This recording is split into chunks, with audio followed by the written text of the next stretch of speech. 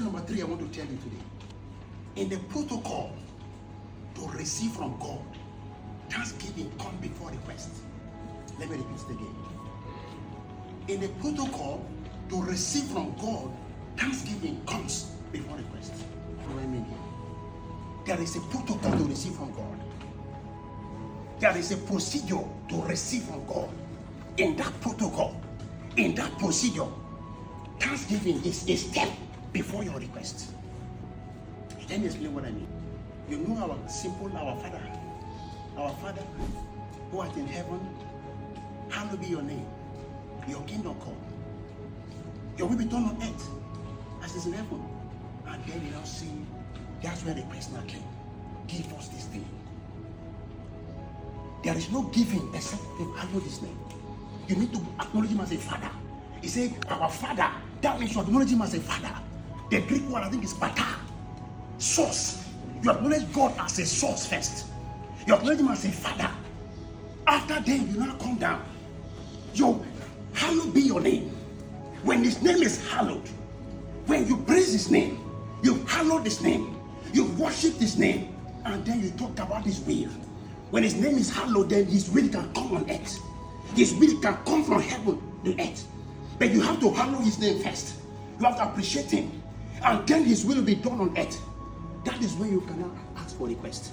Give us this day our daily bread. Some people, what they do, they start with the request. They come into God's presence asking for request. Begin to request for God. God, give me a husband. God, give me a wife. God, give me a child. God, give me this. God, give me that. They've not hallowed his name. They've not praised his name. They've not given him thanks. It appears that God doesn't answer prayer. Because you are breaking the protocol. You can't receive daily bread if it's not been hallowed. That is what it means. Hallelujah. Because Jesus understood this when he was before the 5,000 men and the several number of women and children.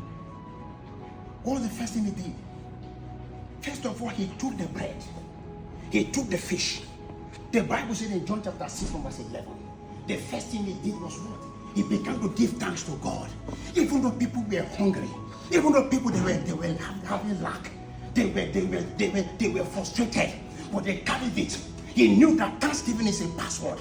He knew that thanksgiving gives you access. The first thing he did, he began to hallow the name of God. He began to say, Father, I give you thanks. He took the bread. He began to give thanks to God. That was the first thing he did. If you look again in the Bible, in John chapter 11, from verse 41, when Jesus was before the tomb of Lazarus, what did Jesus do? The Bible said, even though Lazarus, he was before the dead Lazarus, even though he was before the dead Lazarus, Bible said he began to give thanks. He said, Father, I give you thanks because I know you will hear me. And before he made a request, he gave thanks to God. He said, God, I give you thanks.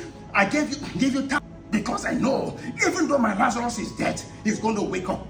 I don't know what is dead around your life. I don't know what is dead that you've been crying, you've been shouting. Have you given him thanks first? When Jesus stood before the tomb, the Bible said the first thing he did, he gave thanks because of the dead Lazarus, because he knew that thanksgiving was a key. When he gave God thanks, the Bible said the tomb could not hold it again. The tomb that was closed with a stone, the stone was rolled away. The tomb that was the Lazarus that was bound, it was loose. That means thanksgiving can lose you. Thanksgiving can make you, even though you are in the grave, it can take you out of the grave.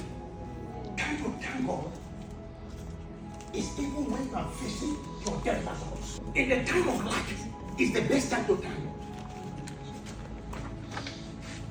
Because God was saying, look at this name, look at this man.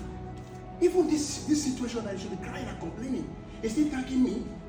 Is he appreciating me? Is he thanking me? No. I will release heaven for him. I will release heaven for her. Because heaven, I know you understand the language. You know the protocol of the heavens. You understand how the heavens work.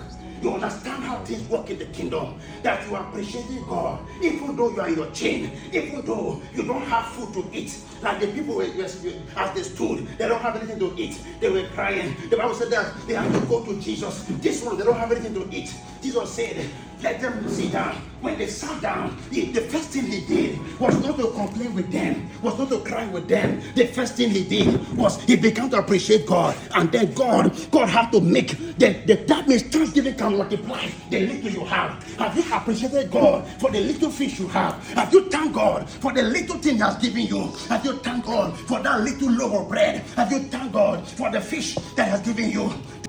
That's a multiplication factor attached to thanksgiving.